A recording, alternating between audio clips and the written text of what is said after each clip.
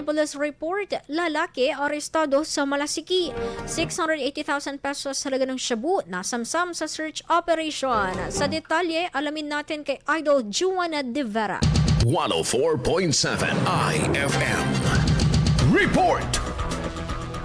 Ang isang lalaki na tinukoy bilang high-value individual sa isinagawang operasyon ng mga otoridad sa bayan ng Malasiqui, Pangasinan. Nasamsam sa operasyon ng humigit kumulang 100 gramo ng hinihinalang shabu na nagkakahalaga ng 680,000 pesos.